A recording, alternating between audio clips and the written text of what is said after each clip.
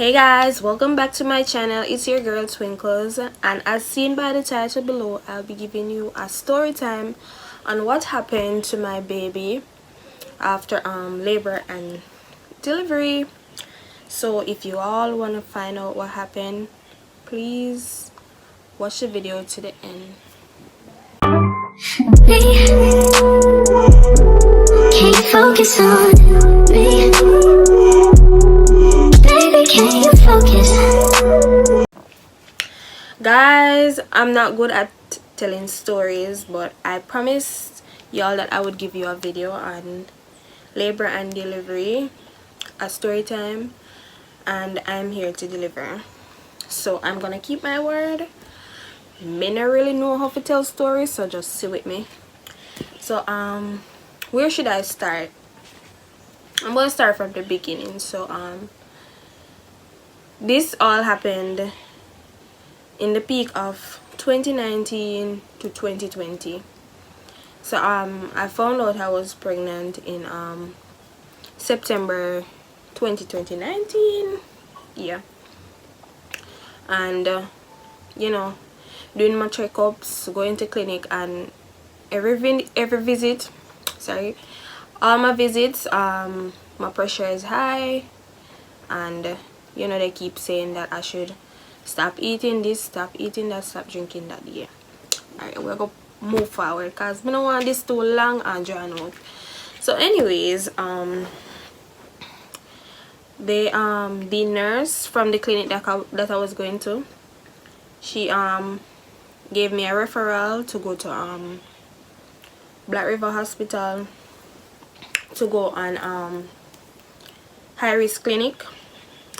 So you know how that go, right? Went to high risk clinic. They took my pressure and apparently it was too high, so they admit me on the female ward. So I was there for 4 days. Yeah. Alright, they say I can go home now. I come out. Remember, we're coming from the beginning, you know, so we can get to the nitty-gritty and understand what happened in the end. Okay, move forward. You know, what month was it? May? Yeah, May. I went for high risk clinic. My due date was in May actually, but I went to high risk clinic and they checked my pressure and they were like, your pressure is high and you're not going home, call somebody to bring your bags and everything. And I was like, wow, this sudden, because I don't have my due date yet, and they're gonna admit me because my pressure high. Nevertheless, I called my mommy and my mommy came with my bags and so forth. Let me tell you, me start cry like some little baby when Mrs. said my mother go left me. Everybody I go left me and me wanna I go leave at hospital. Yes, me cry like a little baby. Anyways, you know, the nurse instructed me to take a shower and you know, they assigned me to a bed. Alright. So you know, upon going to high risk clinic right through, they said that I would be doing a C-section, but if anything change, I might, you know, I might do spontaneous delivery. You know, you push on your own.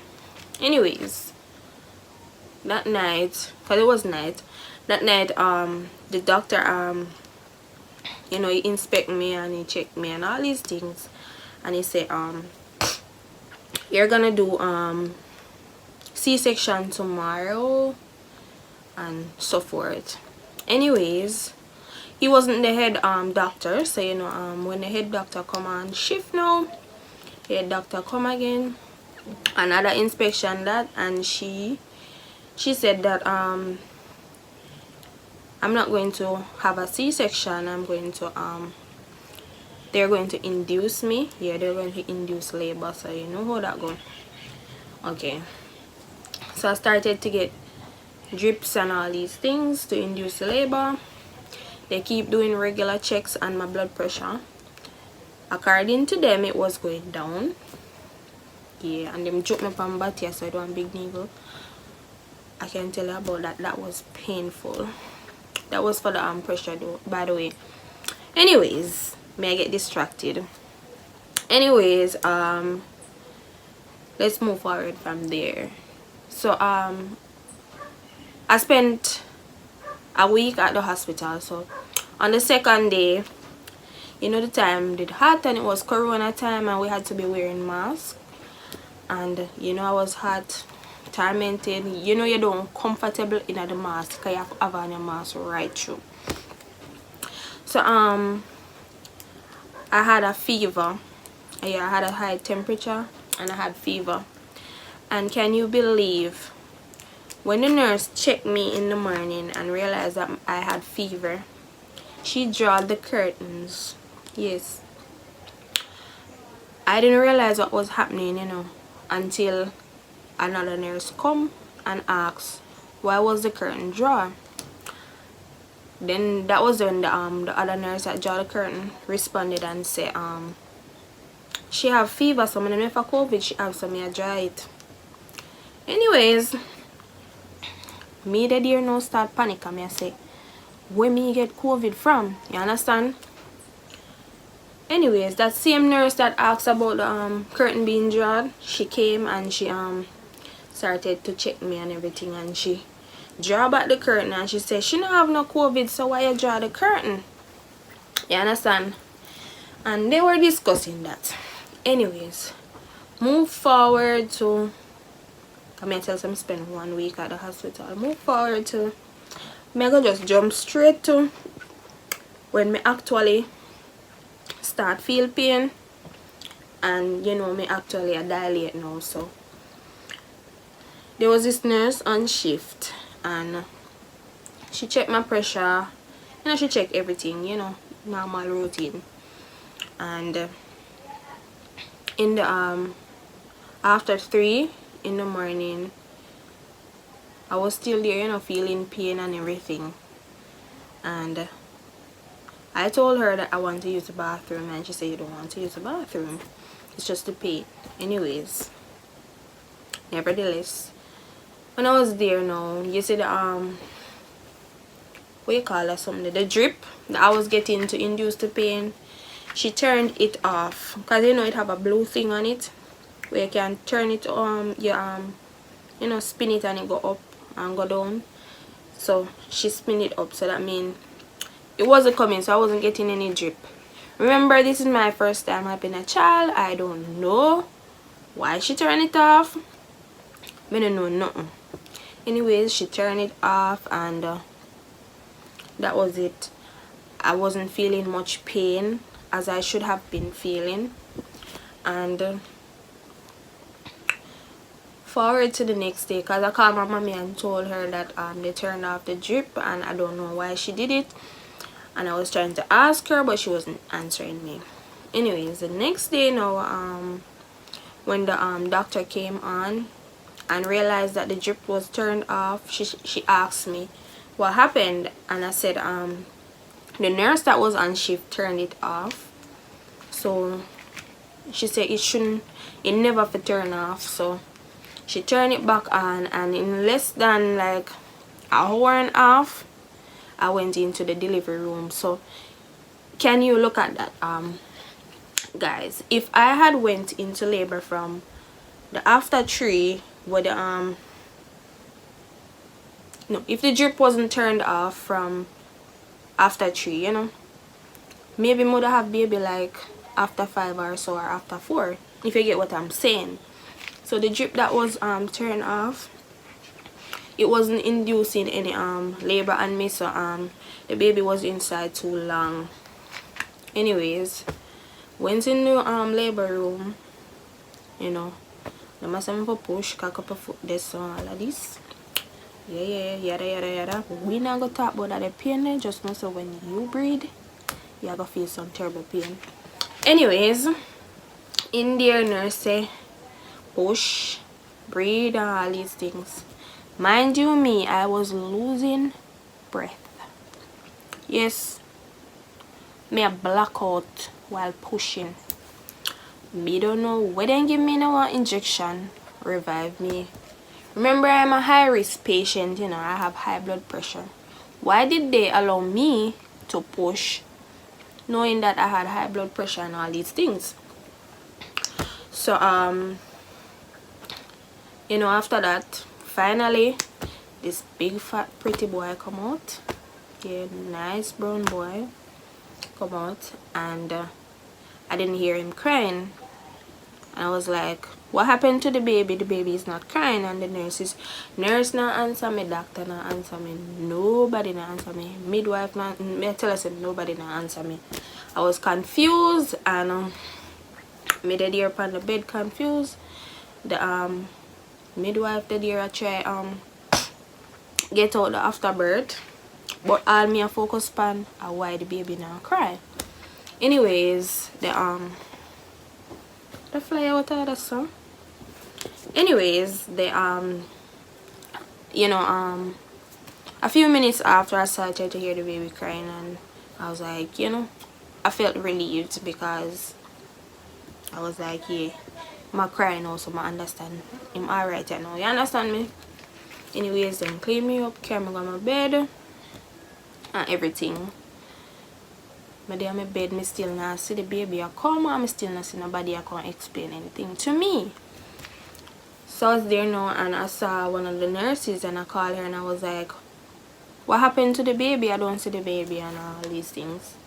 Then she sent the pediatrician to me, and the pediatrician said that the baby is on the pediatric ward because the baby born flat. So I was like, what do you mean the baby born flat? I was like, the baby didn't come out breathing properly and all these things, and they had to with something when name with them put on over here, you know, that's something I don't know if I explain it. Yeah, that's something there. They had to give the baby what you call it, oxygen. Comment down below if I'm right or am I wrong. I don't know nothing. As I said, I never studied medical. I don't know nothing about medicine, dealing with patients. I never go to medical school, so I go use oxygen for now. I'm wrong, wanna correct me. Anyways, they said they gave the baby oxygen and the baby is a little better and at the pediatric ward.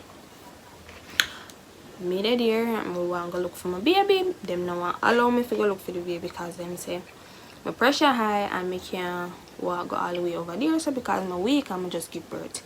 Yada yada yada. Anyways, the next morning now, when I went to the pediatric ward, remember me never see how the baby look, me just know the baby color. Go over there, you know, and sign in, wash your hand and all these things. You have to put on your protective gear because you can't go in at the pediatric ward in your normal clothes. Then give you something to put on over your clothes. Anyways, I went in and I just stop at this baby. I just know see my baby. The baby was smiling. I not tell no lie, him smile. Him touch me and all these things, but him did have a heap of string and I insert a picture. He had a lot of cards connected to him and such. Talked to the pediatrician and he said that the baby's APGAR score is not moving. This happened from 2020. I cannot explain to you what APGAR score mean. I don't remember. Don't come for me. Anyways, they said the baby APGAR score not moving and he needs to go on a ventilator. Remember, it's corona and a lot of people had you know, COVID and all these things, and why the fly not stop by me? And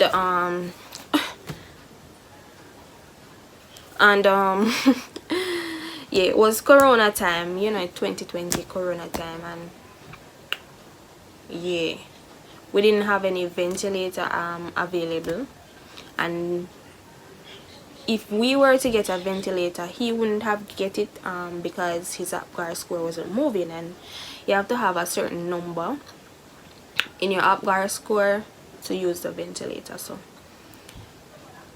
even if we had the option of using a ventilator, he wouldn't have gotten the chance to go in one, because as I said, his APGAR score was very low.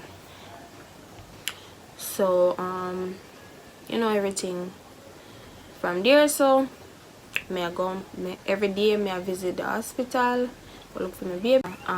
Sorry about that, the camera stopped recording, so I just continue here. So I bring breast milk every day, not knowing that they weren't giving the baby the breast milk, because they kept calling me for breast milk, but I thought they were giving him breast milk. So I went there, his mouth was dry, and I was like, my mouth dry like that, what happened? And they were like, because he's not eating, you know, he's not taking anything, that's why his mouth is dry. So I was like, so why I keep bringing breast milk if you sorry about that, guys. I'm not sure what's happening with the camera, but it keeps on stopping. Anyways, we're gonna go right back to him mouth is dry and him never get nothing to eat. Them did that starve my baby, because them claim to say them did that give him drip, you know, but apparently the drip wasn't helping him. Alright, anyways, let's move along, because we want to wrap up this. Let's go to the day when everything happened. So they called me in the morning and say I can come and pick up my baby because the baby is improving, and can pick him up and come do some little checkups in the week to see if everything still alright. Anyways, me ready, excited and happy. Me tell us say be happiness around through my brain. Ready myself, gone to hospital. I also had checkups at the high risk clinic also, because I was still on the high risk clinic. Went over there to do my checkups first, and then I was going to go over to the pediatric ward to look for my baby. When I went there, they checked my pressure, and the lady was like, you're not going home? And I was like, yes, I'm going home, plus I'm going at the pediatric ward to look for my baby, and I have my baby pampers, wipes and everything in my bag. The lady said, you're not going home? And I was like, no, me I go look for my baby, because I'm simply come for my baby, and my baby alright, so me I go home. Anyways, I didn't want to call my mother. Eventually I called her and told her. They admitted me to the maternity ward once more, and the lady said that in the night I can go and look for my baby, but they're trying to get my pressure down first. Went over there, baby was okay. Let me tell you, remember that in the morning they called me for the baby was okay. Went over there in the night, baby was okay. They made me sign this paper in case he needs blood, that they can give him blood. I signed it. Anyways, them say him not really need blood, you know, just in case. Okay, anyways, I was iffy about that. I signed it nevertheless, because I called a few family members and they say yes, I can sign it in the case of an emergency. Can I tell you that in the after 2 in the night, the nurse wake me up out of my sleep and say, we have to go over the pediatric ward. And I'm like, why? Them hours here? What happened? She not saying anything. On my way walking over there, I was like, something bad happened, because why don't I wake me up? Them hours here if we go to the pediatric ward? Not true. When I went over there, I didn't go in. I started crying because I was like, what happened? I just left over here and the baby good. So all of a sudden, the baby not good. Anyways, you know, me start ball and go out with myself and the nurse. You know, the pediatric doctor start explain what happened, but me never really want to hear what happened. Me just, you know, all of this burden just come down for me, so I never really want to hear nothing. Anyways, but I heard exactly what she said. I even recorded it, and she had tell me say that caused the baby for wait, I don't want to tell no lie.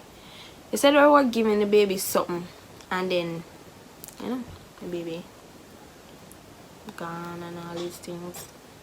And I was like, this just sad. I don't know how to react. I don't know if to take nothing. Me just out of this world, guys. And that was it. But up to today, me don't have a I don't have a good explanation of what really happened, because that pediatric nurse said one thing, and then when I saw the pediatric doctor, he said another thing. So I was confused up to this day, and basically that's what happened. And me still don't know what caused the baby for dead, because I got so many different reasons, and I'm still unsure of what happened. I don't know if the Apgar score never go up. I don't know if the blood him did warm. I don't know if he did from hunger. I don't know. I don't know if he did start have breathing problems, because they said he had a seizure again. So I'm not sure if it was a seizure. I'm not sure what happened. And that was a rough time for me, not gonna lie. I still sit and think about it, but I try to move on. So that was basically what happened in my labor and delivery. My baby born on May 17, and he died 10 days after. So that's basically what happened. So guys, if you like this video, please remember to comment below, hit that subscribe button if you're new, and like.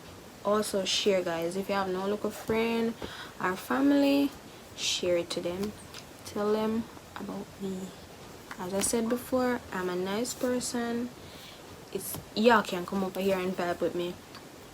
Feel free to leave comments, guys. I love when y'all communicate with me. Just drop some comments and let's keep it active. Anyways, I'm going to end the vlog right here. So see you in my next upload. Bye.